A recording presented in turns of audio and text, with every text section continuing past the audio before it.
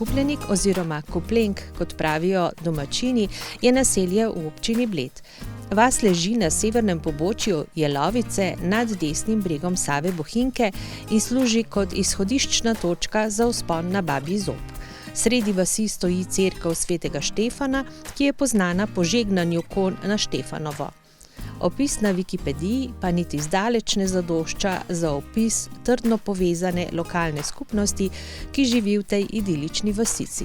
Na kratek pogovor smo pred mikrofon povabili Davorina Bernarda, ki pravi, da bi težko živel kjerkoli drugje. Ja, vas je prvič se v pisnih virih 1330 omenja.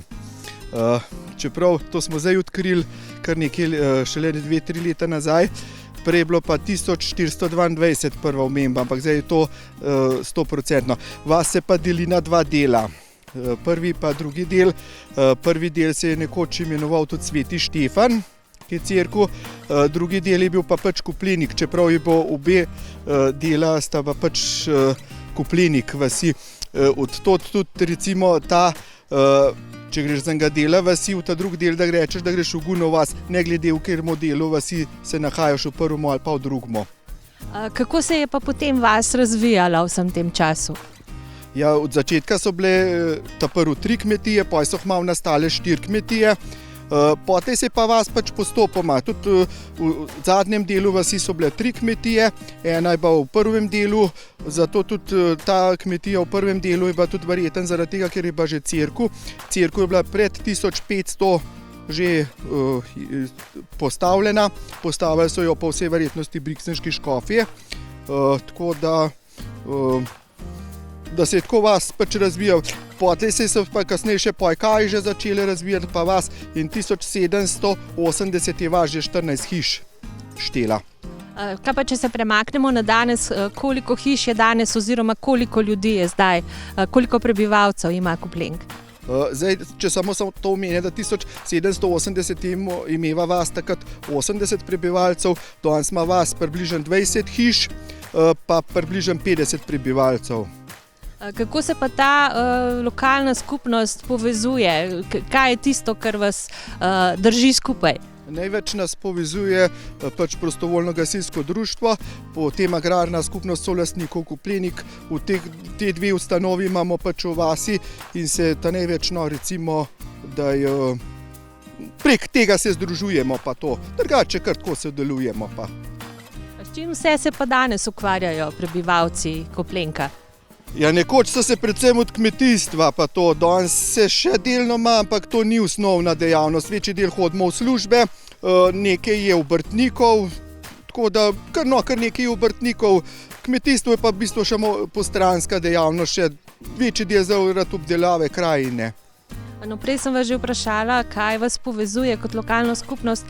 Vem pa, da imate tukaj kar nekaj običajev, ki jih vztrajno oživljate. Ja, to je res. To je ena taka pomembna stvar, je, da smo pozimi pač je vas brez sonca. To je zdaj odvisen od lege hiše. Ene hiše so samo 1 mesec, ene pa 3,5. Pač običaj je, da se takrat odsrejo fancovti, k sonce poseje, čeprav tudi, bom rekel, gospodine to sodobne več ne prakticirajo.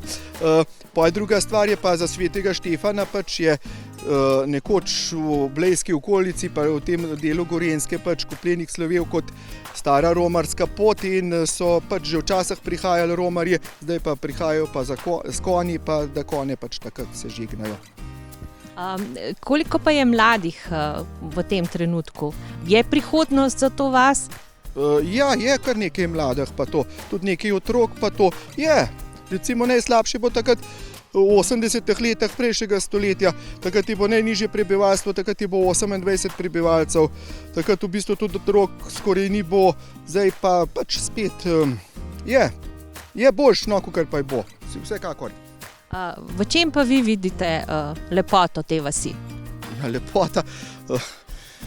Mislim, da tako lepih pogledov na Bled, ne vem, če je z kjeršnega konca se lahko na Bled vidi, recimo ali pa z Babjega Zoba.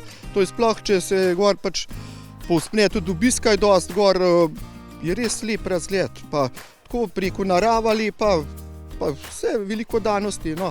Pa tudi tako, prej sem pozabil še, tudi eni se ukvarjajo pač s turizmom, no. Tako da tudi turizem počasi, ampak še ne tako, kdo ni prisoten v vasi, je pa obiskovalcev, je pa dost, pa avtomobilov, pa kolesarjev, tega je pa že kar malo moteče, bom rekel. No. Skratka, vi z te vasi ne bi šel nikamor drugam. Težko. Ne vem, pač jaz tukaj že živim in pa lepo mi je, no, vsekakor. Tako da tudi če smo pozimi brez sonca, smo pa malo bolj utrje, pa na zebe nas ne tako.